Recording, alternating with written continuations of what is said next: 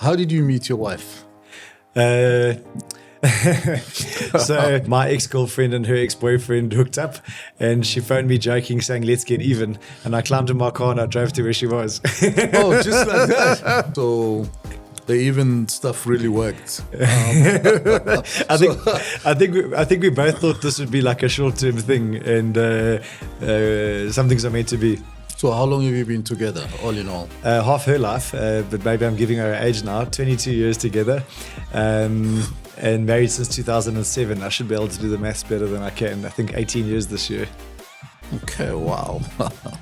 And then you've always been in the kind of liquor industry all your life, or you kind of Not at all. an engineer who became... I'm the least obvious bean counter. I'm an accountant by trade. Oh, really? And started a CA route, but I never wanted to be a bean counter. So I actually wanted to go with one of these secondment programs. I was with PricewaterhouseCoopers to New York or London, become a corporate financier and drive a Ferrari by 30.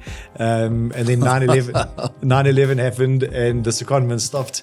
And as a result, I'm not a cocaine addict who had a Ferrari and a divorce. Welcome back, everybody. Welcome back to another episode of Off the Clock. How do you deal with stress? How do you handle that? Coping mechanisms that I have is I go for a run. Manage stress by obviously being moments like this. Directly saying I'm going off the clock. Just even a night out. I'm listening to my favorite music. I go into one of the studios at the gym and I dance. Sip cocktails and rest and just do nothing. I ground myself spiritually. The right amount of stress is good. Welcome back to Off the Clock. Jason, thank you very much for coming on board. I know we've been trying to get you to sit there and relax and tell us a little bit about yourself, your business, and other things that you do. Before we go into questions, I would like you to introduce yourself the way you like. Dramatized version of your intro. Peter, firstly, thank you for having me.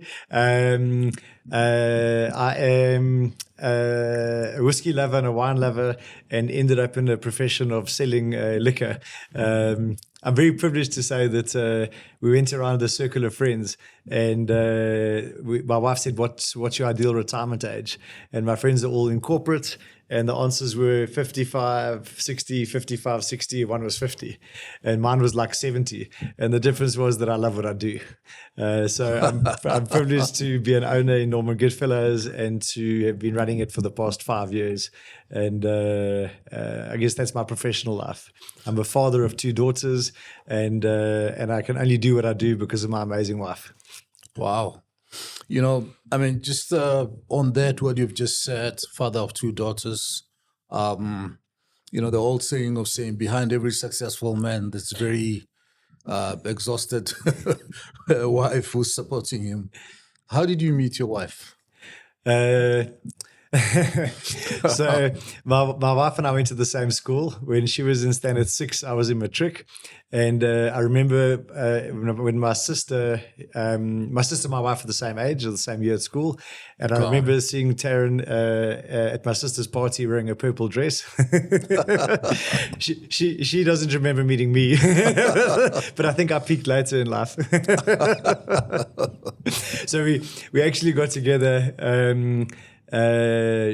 She was 22, which means I was 26, and my ex-girlfriend and her ex-boyfriend hooked up, and she phoned me joking, saying, "Let's get even." And I climbed in my car and I drove to where she was. Oh, just like that. Wow, that's a very interesting story. I thought it was arranged, so the even stuff really worked.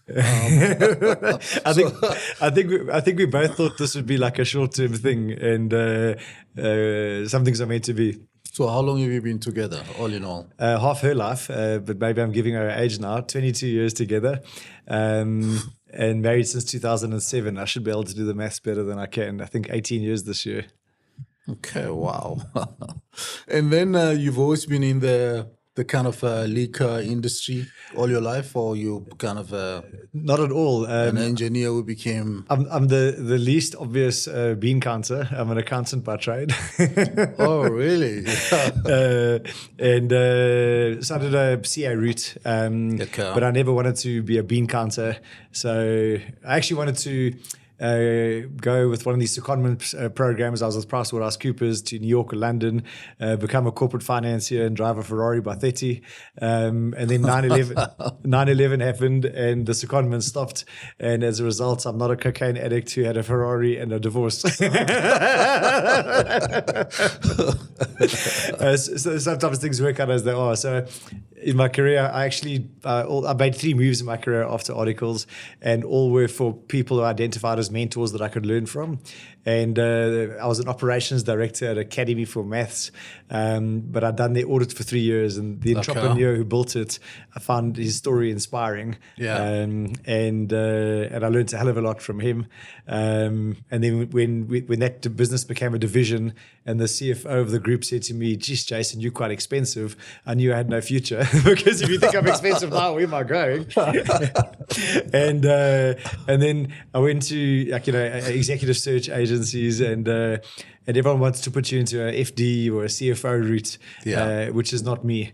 And they didn't know what to do with me. So the owner of a headhunting search company, he offered me a job, and I actually did executive search for 3 years. Oh, you did executive search? Yeah, and it was it's not what you do. I suppose it was entrepreneurial. It was somewhere where I could write my own check, which was important to me. And I actually learned problem solving and networking and selling skills. As a CA, you're conservative. So if I think I can do, say, 100, a CA will probably promise you 70. And after spending 3 years in selling people, if I thought I could do 100, I'd sell you 150. Okay. So, I mean, you say you can write your own check. I'm sure you're still writing your own check today. What was fun, what I realized maybe later than some, maybe I wish I'd realized it earlier, was that without ownership, it's hard to create wealth, harder to create wealth. So the not negotiable for me, when I did the executive search, when I shook hands in the beginning, and he said, "Make yourself irreplaceable and everything will take care of itself," because I said, "I need shares in this business." Yeah. And 3 years later, he says, "You're making good money, carry on doing what you're doing. I can never give away shares in this business." And just like that. But that was an amazing lesson in life. So ironically, my first mentor, his handshake meant everything. Second mentor was the contract would have been broken, but that was a huge learning. And as a result of that, when I joined Solly at Normal Goodfellows, I would not join until there was something in writing about how the ownership would come into effect. Oh, okay. You joined the business right at the beginning, not... I joined the business in 2008, and we agreed to date for a year, and if we liked each other after a year, to get married. Get married, yeah. So the shares, after 1 year, it was we in or out, and then we backed out to the transaction. So, but I mean, how was that marriage? Was it... Like all marriages, we've had our ups and downs, but it's been an amazing 17 and a half years. You're still in it. And we've, as I mentioned to you earlier, just done a transaction. Subject to it's a concluded transaction, but subject to Comcom approval. And I'm going to have new partners going forward. I go from having a 71-year-old icon legend in the industry who I've learned so much from to a 45-year-old who's still hungry, full of energy. Yeah, hungry and horny, one could say.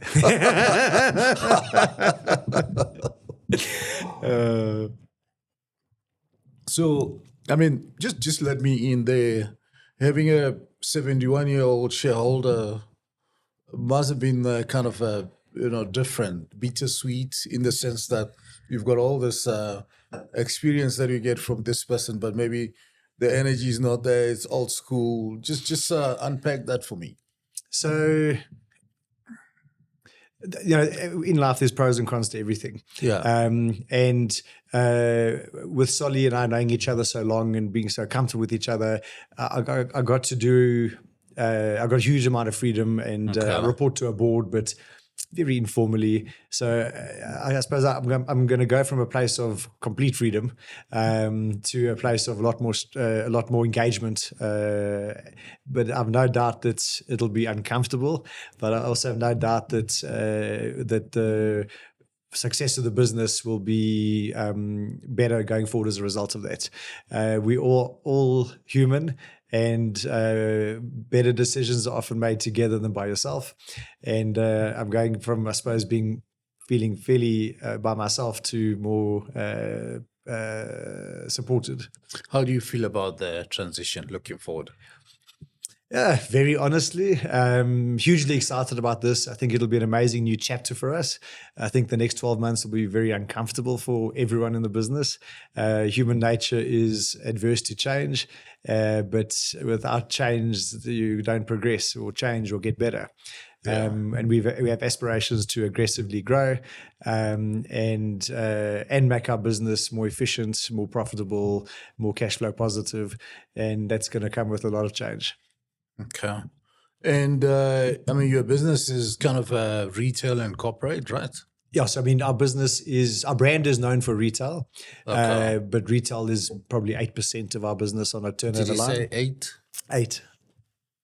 And 92% would be redistribution, so supplying hotels, restaurants, pubs, and clubs. So it doesn't matter how I stock up from your retail stuff, it will never jump to 20. If you empty the shop, it's not going to move the needle. It's just going to kill me. But the margin is double on the retail side versus the redistribution side. And margin in liquor is not a great thing. Really? Average margin on a liquor retail business would be 18.5%. Average margin on a distribution business would be very close to the 10% mark. Gross margin. Well, I mean, I thought it would be much more.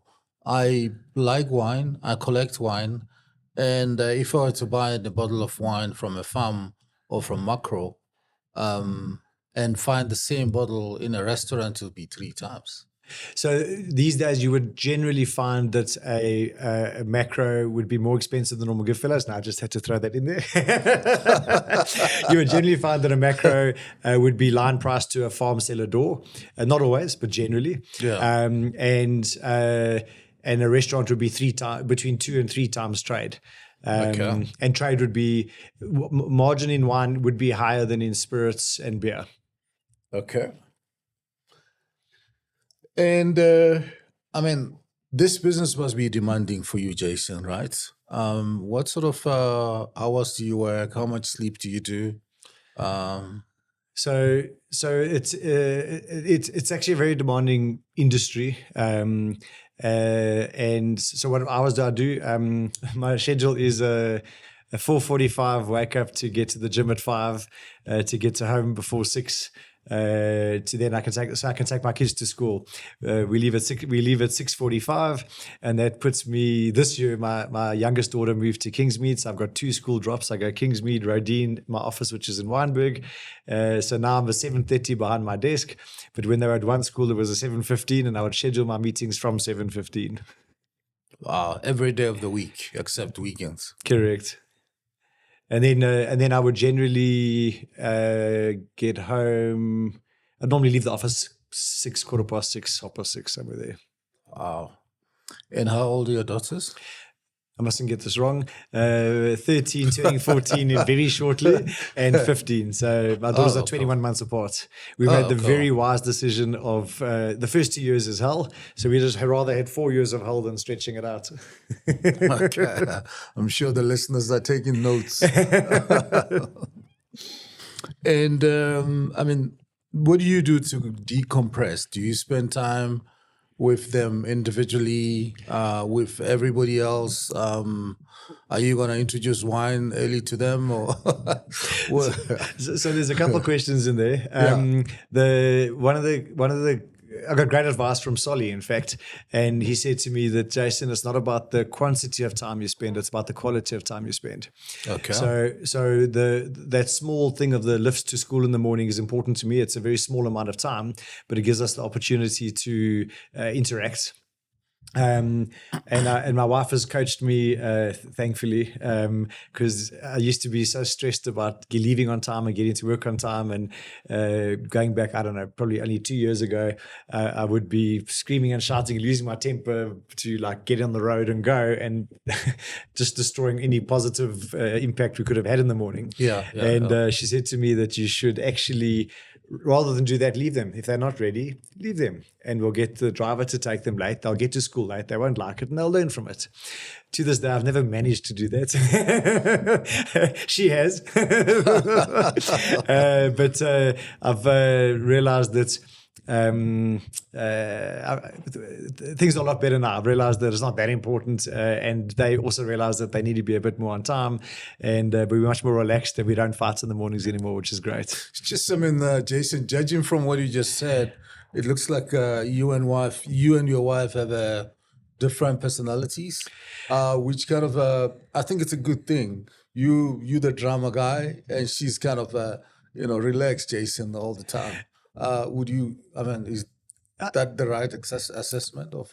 So I think in so many ways, my wife and I are yin and yang. So the one definition of an extrovert and introvert is an extrovert steals energy or gains energy from the people around them. And an introvert requires time to recharge. And she 100% requires time to recharge. And I 100% can, as long as I'm surrounded by people, carry on going.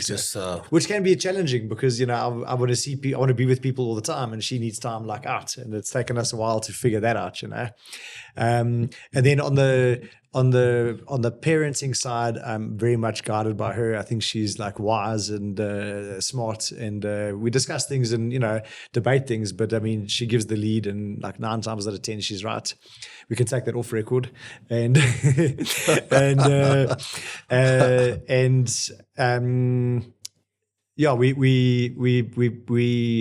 are very different, and sometimes obviously there's clashes and it doesn't always work, but it's actually great having it's balance. We actually joke. There's a couple of where the husband's a lot more like her and the wife's a lot more like me, and we joke that if we swap partners, that myself and the two if we were the same, we would like gamble all the money, we'd end up alcoholics, we would have the best fun, but probably a fairly short success and maybe a short life. And Taryn and the quieter guy would be very boring and probably quite unhappy. Did you say how do I unwind or like so I've 2.5 years ago, a friend of mine was diagnosed with brain cancer and passed away in 6 weeks with 2 young children. And it was a wake-up call for me in that I was, how old am I now? I was over 45 and probably drank too much, certainly had a very stressful job and did very little exercise. And you or him? Me. It was him dying just was a reality call to me. And it wasn't that I'm going to get a brain tumor, carry on doing what I do, but it was if I carry on doing what I'm doing, what is my longevity and what is my quality of life going to be? So I decided, that's when I started training regularly or doing exercise regularly. And I found that to be amazing for my stress management. Like I go to gym, 6 times a week, and I try to run 1 time a week, and I go to Pilates once a week, sometimes twice. And that's good for my mind and my body. I'm certainly much healthier as a result of that. And then the other thing is, I found it very hard to have a dinner without a glass of wine. Wine was my first love. Whiskey was my second love. And third love? Third love, my wife. No, I got that all wrong.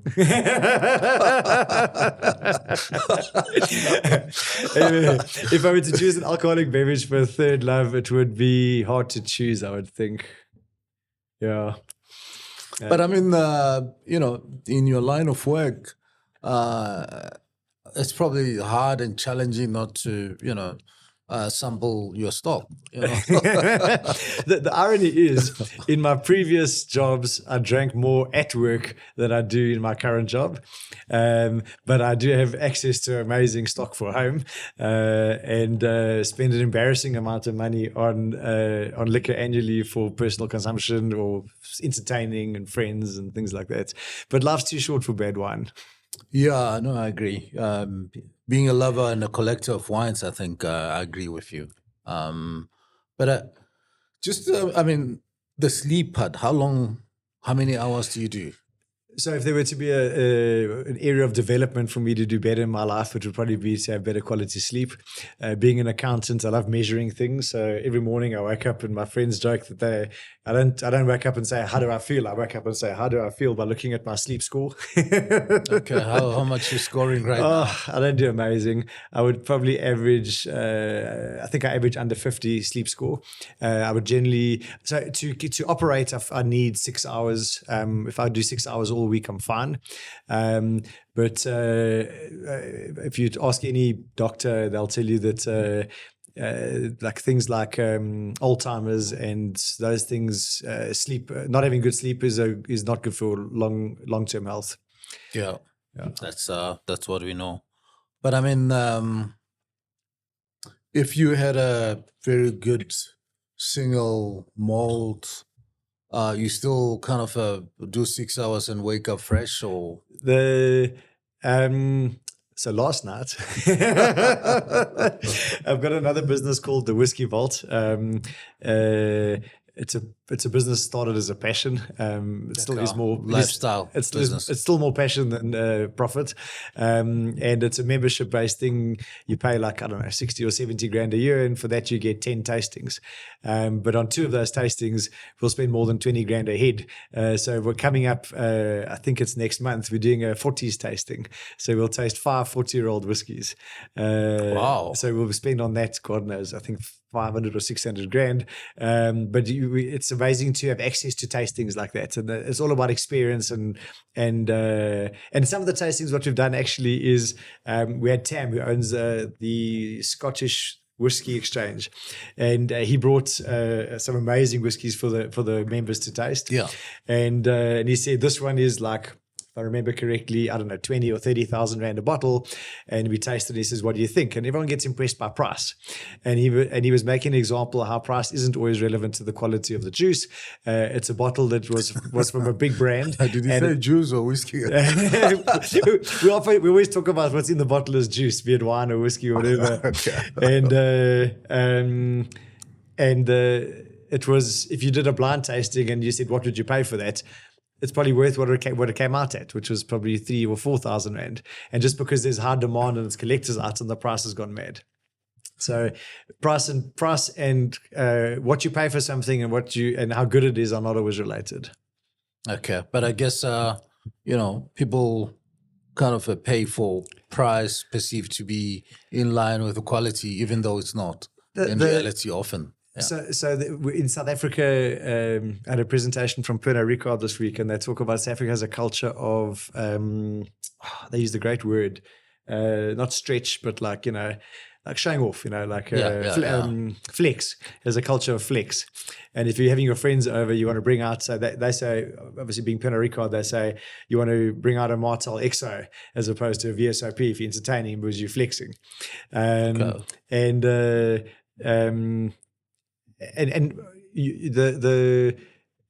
even with wine, I mean, you can get wine that costs well over 1,000 rand, and on a blind tasting, you can find a lot of wine at around about the 500 rand mark that I think would kill it. So it comes down to brand positioning, and it's like I'm trying to think of an example that won't get me in trouble, but the quality of a Louis Vuitton bag, for example, isn't relevant to the quality of what the Louis Vuitton bag is. No, I agree with you. And I've seen that, being a kind of a wine drinker, wine collector, that you can still get a very high quality wine that's not breaking the bank and still good. But I mean, if Mike Radcliffe, who's in YPU, a friend of mine, his wines are positioned as Villafonte wines at the high end of that, and they're good. Don't get me wrong, but you can still get other wines that are good. 100%. I mean, Mark is a friend of mine, and I think he's brilliant.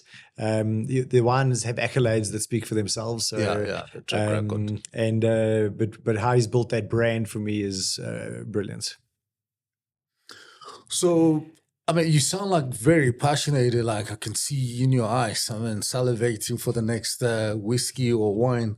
Between whiskey and wine, which one do you like? You said, did you say wine or? So it's probably more. So wine, I said wine is my first love, and whiskey my second love, because I think wine's a lot more accessible to get into and understand.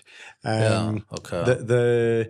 I mean, my first experience of whiskey, I was a beer drinker. My first job, I was an accounts clerk at SGS Midrand, and I would be like go have a castle draft, and then all the older guys, whatever, they start drinking bells and soda. So I'm like, you got to step up and like be like these oaks. So I went. We had action cricket function, whatever. After 2 beers, I started drinking bells and soda, not really understanding that you can't drink it at the same pace as beer. Anyway, I woke up in the morning in a car, in the passenger seat of my car, in the middle of Rivonia, with a security guard next to me, and I don't understand what's going on. And then what had happened was I'd misjudged or misunderstood what spirits do to you versus beer. I was paralytic, and they knew I lived somewhere near Rivonia, so they drove me closer to where they thought my home was, and they paid nobody knew your address. They paid the security guard to make sure I was safe. To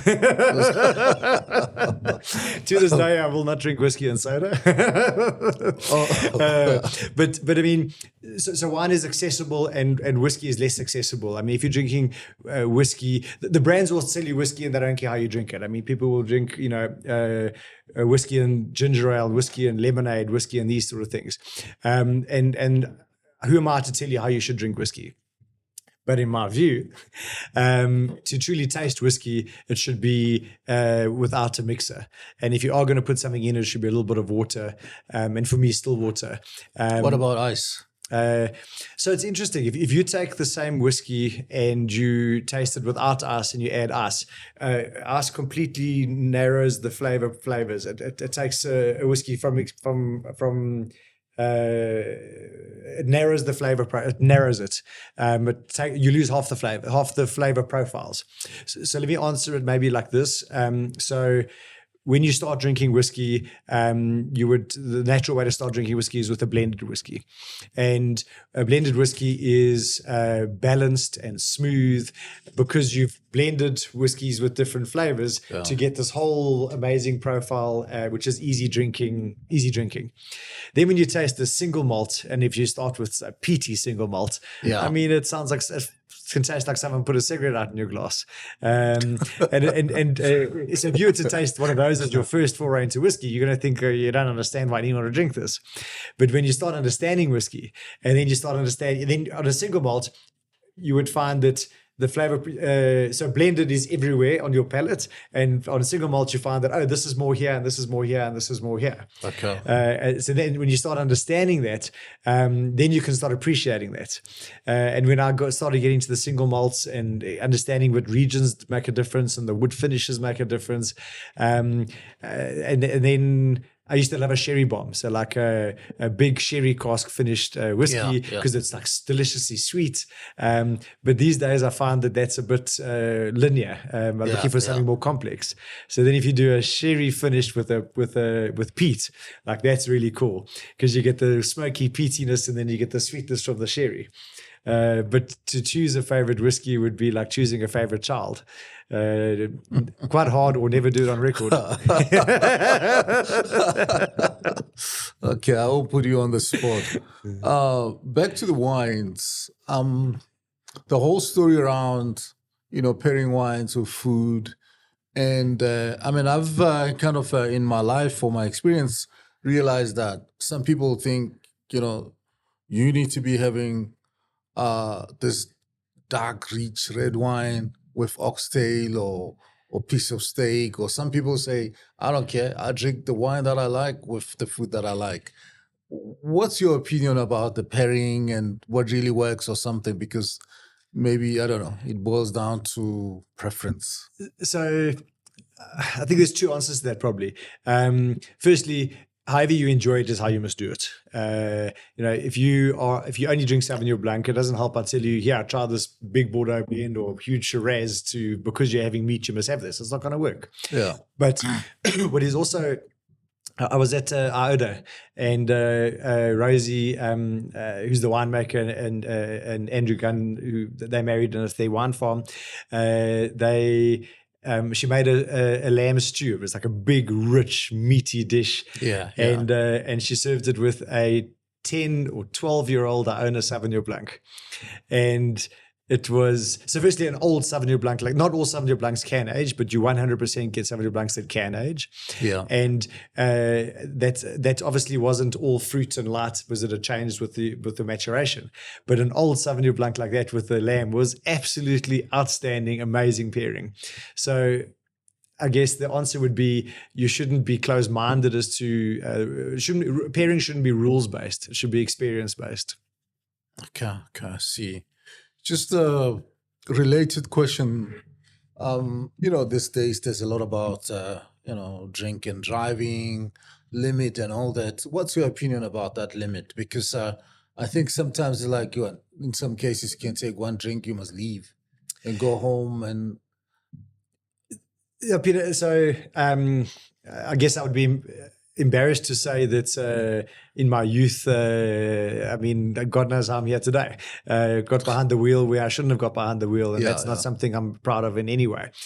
But bear in mind, when I was doing articles in 1999 around about that, there was no Uber, there was no driving service, there wasn't really a way outside of arranging lifts and one person being responsible. I think today there's no excuse. So my view is I would accept a zero limit. I mean, that would be, it's talking extreme because there's no risk if you're under the limit. Is the limit too low in terms of what you can do? I'm not even going to get into that. But the principle about drinking and driving should be never do it. And we've got so much, there's options to do it. There's options. You can get home safely. You can Uber. You can fetch your car tomorrow. You can use One for the Road or Goodfellows or Ride or any of these services and indulge, but do the right thing. So, do you think that kind of a strictness about drink and driving has reduced the consumptions and suppressed the industry? And let me tell you why. When I was doing my MBA, I kind of did an e-commerce project to benchmark South African wine industry and the US, and realizing that South African wine industry is probably about the half of US. US is a big country, 330 million people. We on paper, I think we're 60, but the real people on the ground is probably 85 million people. South Africa scores very highly on the liquor consumed per capita. I think we are second to Iceland or something. We're in the top 5 whiskey drinking countries in the world. Oh, really? And the countries that have higher, I'm not going to get the facts right here because I didn't do my homework before this, but like the Nordic countries like Iceland and things like that have a very high per capita consumption. But South Africa's, I think they're in the top 5. And if you look at our spirits market, even South Africa versus Africa, the spirits consumed by South Africans per capita is also very, very high. Wow. So I never thought we kind of up there in that department. Looking back, Jason, in the terms of the career, the life you had, any highlights, any regrets? High lows. I can tell you my biggest professional regret, and it's that I didn't break the law. But I'll give you context. In lockdown, when South Africa did the unprecedented, unconceivable thing of prohibition, I fundamentally believed that if you were caught cheating, that there'd be repercussion. And I made the decision that as a business like Normal Goodfellows, we are not taking the risk and not selling one bottle in the first lockdown. lockdown. And I think we were the only idiots that didn't, which resulted in us needing to take a massive COVID loan to fund the business and pay people and things like that. And our competitors and basically everyone in the industry emptied their warehouses, filled their cupboards with cash, VAT-free income, tax-free income, and I think that if I had sold liquor in that first lockdown, we would have banked the same amount of, would have had a positive value of money versus the loan we had to take to fund it. In the second lockdown, I realized that there's going to be no repercussions. TIA, this is Africa, and we tried like hell to sell, but by that stage, the pricing had dropped and the market was flooded. I think I certainly have highs and lows in my career. Sometimes the lows or the hard stuff results in so actually also a COVID story. In that first 3 months of COVID, I would talk to the top 10 of my suppliers, number 1 and number 2, and say, what's your view? And their view was 30% of consumption for 3 years. And I knew that on that, I didn't have a job in the business because we were, Solly, Charles and myself, three shareholders, and one of them not family. I don't think I was being the one to I think I would go first. And we were sitting planning for what happens. And we had to do scenario after scenario about retrenchments and selling trucks and getting out of leases and reducing warehouses. And in those scenarios, I knew there's a scenario without me there. And we worked incredibly hard on all this stuff. And then the lockdown lifted, and we had this, we thought we were so clever. Our website was, we were busy moving it from being connected to our point of sale system to our ERP system. But as we kind of moved it was kind of when lockdown happened and people could place orders for stock we didn't have. So we got in, we did 23 million rands worth of web orders in 6 days or something like that. Wow. And we used to do 3 million rand a year at the time. But because we hadn't finished integrating everything, it was we were selling stock we didn't have. It wasn't filtering into the system. We had to, anyway. So it was the best mood Solly was in all of COVID because the money was landing in the bank. But when we could start delivering, it was an operational nightmare. I spent the first week on phone calls with like 8 IT erks on the call, trying to import these orders into the system, because without them in the system, you can't actually do them. Because when you do 3 million a year, you can print out the invoice, go and pick it in a trolley and deliver it. Whereas when you got, I think it was 1,000 orders, or 10,000 orders, I can't remember. You have to do it system driven.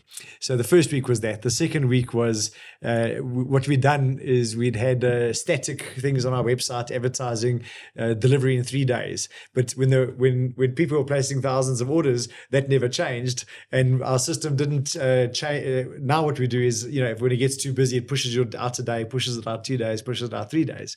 And this wasn't completely unique to our business. I mean, anyone who placed anything online, be it from a sportsman's warehouse or whatever it may be, there were massive delays and there was this whole supply chain disaster.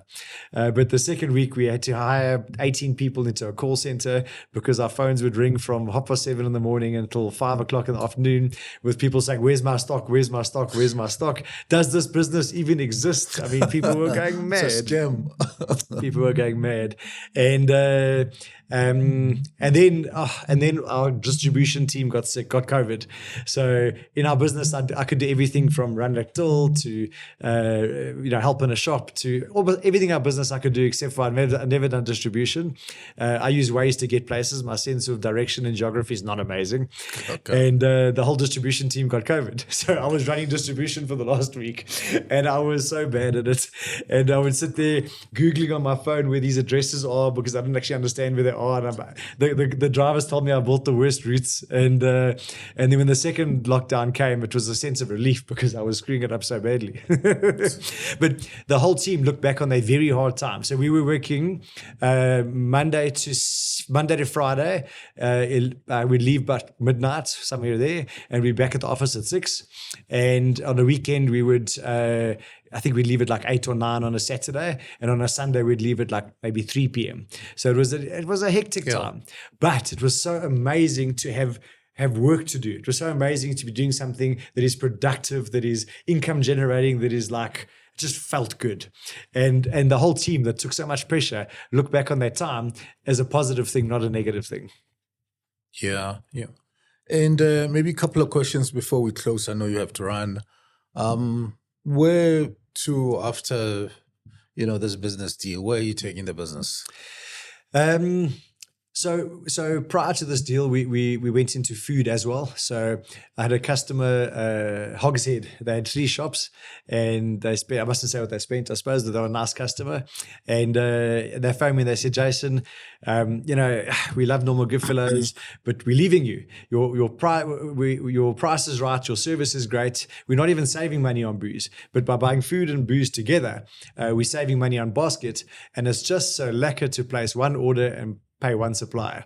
So that day I was like, we are getting into food, but very much as a panic defensive move, because when a customer tells you your price is right, your service is great, and you're losing them, it's like, who do I lose next and how do I stop it? And then we bought a business called District Distribution, I think close to 3 years ago. And we couldn't buy a big business because of, I suppose, appetite to invest. And also big businesses come with integration. They come with their own cultures. They come with their own systems. Yeah. So by buying a small business, it worked very well for us. And we've grown that business, I think 200% or 2,000%. I can't remember. I need a calculator. We've grown that business incredibly well. And in Gauteng, in Cape Town and KZN, we've got some work to do. But the principle is, if we can deliver food and beverage, it's lekker for the customer, and it gives us a competitive advantage versus someone who can only do liquor. But when you say food, what do you mean? Snacks, salt, peanuts, and biltong? Anything a restaurant might need. So we would not the speciality stuff. So fresh fish is speciality, but we can do frozen fish, salt, pepper, toilet paper, bleach, tin foil, herbs, spices, cleaning products. Bread? Not bread, no. Not bread, not fruit and veg, not the fresh stuff. Sort of the dry goods and cheeses and meats and those sort of things. I guess, but food would be a competitor. Yeah, they're more a bigger consolidator. Yeah, so they do everything for the hotels. We only want to steal 2 billion rand of Bid Foods business. so that's sort of on track. But with this, we'll have more investment to be able to push that harder, and then grow geographically within the country, and then to take our retail and e-com brand into Africa in the territories that our new partners are in, as well as other territories where there's opportunity. Oh, okay. You're going to Africa. Listen, we've been approached half a dozen times, but I know nothing about Africa, and I certainly have observed some amazing, successful businesses getting huge clubs in Africa. I mean, Checkers is an amazingly successful business, and Checkers exited Africa.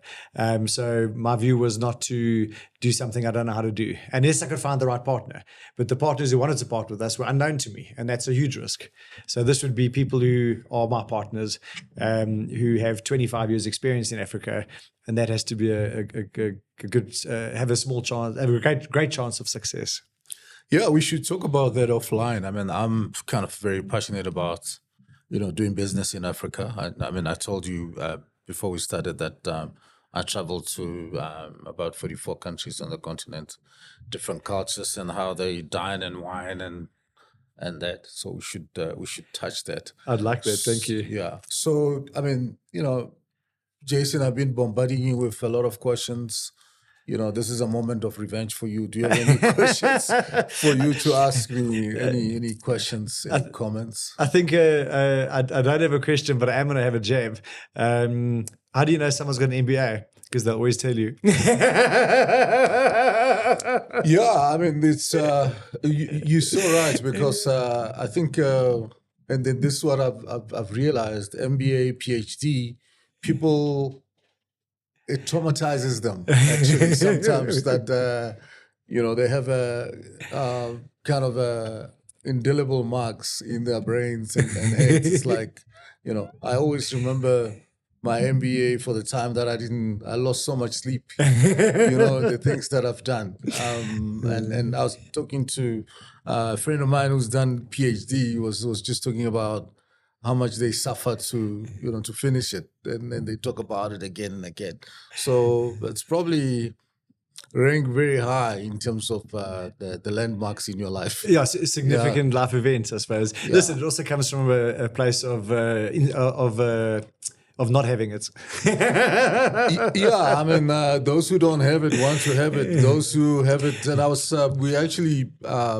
interviewed the dean of a business school, sitting on the very chair that you are in, about his opinion about MBAs causing divorces and family breakdowns and all that. I spent a high deal of time defending that they actually try to incorporate the whole families and all that, because I've seen, how if it's not well managed, it can create a family breakdown, just like alcohol. So if I were to be completely honest, I've no doubt that I would benefit from something like that. I would benefit from doing an MBA. I think that I'm not sure that I could make the sacrifice to do it. Because a lot of my friends have done it, and it's hard, it's tough. But I think there's great benefit from it. Yeah. Also, I mean, it also builds on the type of a character that you are as a person. Some people need it, some people don't need it. I mean, you got people who haven't finished high school, but they run business like they have MBA. Yeah. Just the resilience and the approach to things and the grounded principles of doing things. So it's you have to look at the trade-offs. If, like you saying, if you do it, what are you giving away? What are you risking? At the time. And I mean, I remember when I did it, it's just the professor advised us to kind of talk to the family about it, so that they know you're gonna go into this thing, because a lot of things are gonna change. They don't get surprised. But I spent some time telling my wife and said, look, I'm gonna do MBA. I'm gonna have financial freedom. It's gonna be good. Paint this beautiful picture of a mansion on a hill and everything else. And through to God, in the middle of MBA, I was literally sleeping 3-4 hours, having to catch up the assignments, bringing the books in the bedroom and doing all kinds of things. That kind of a dreaded word, honey, we have to talk. So I have to, at the time, I had to resell the idea and say, look, this is what I was talking about. Did you do it over 1 year or 2 years? 2 years. Okay. It was a bond MBA. For me, I can advocate for it. It just helped me. It changed me. It just also, I mean, I was in mid-management in corporate. It just helped me to see, trees in the bush, not just the bush, in terms of what is important. That the whole exercise of speed reading, and just deciding very quickly what is important, not everything is important, was for me, what I took away. Don't try to be or do everything or be everything to everybody, even in business. Like that's why you in the business that we're in, you're trying to do it the best that you can and stick that. Don't, I know that you're trying to add food and this and that. Probably is going to get in trouble. Peter, so what is, I said I need 6 hours and I can operate outside of having to get through an MBA. What would yours be? What, the sleep in general? Yeah. I generally, and I think my sleep was altered by MBA, just being empowered to be able to do more. But I was sleeping 3-4 hours that time. I never gone back to sleeping 7-8 hours. So I sleep 6 hours, just about every day. Maybe weekends I catch up a little bit, but yeah. And I'm not sleeping until 12 midnight. I don't also at the same time like to wake up very early, and just like you, I mean, you've done the school run, and I did exactly that when I was. My kids were still small. I was traveling a lot with business, going overseas, all over Africa on the road.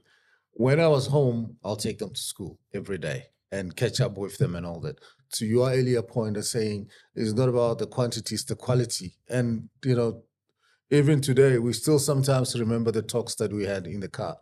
I mean, I remember having a discussion with my daughter and the friend and saying, what do you want to be when you grow up? And they're like, actually became what they wanted to be now. I know the friend wanted to be a gynecologist. She's actually finishing this year. That's amazing. So it's just trying to do what you can at the same time, not the quantity. So if I was to say what do I want to improve, I don't think I need more than 6. I just think I'd like it to be a very much deeper sleep that I'm getting in those 6. And then the other thing I realized I didn't answer properly was you said with your kids, I said, it's about quality, not quantity. Yeah. The other thing I do is every quarter I do a one-on-one date with my daughters, be it lunch or go rock climbing, whatever it may be.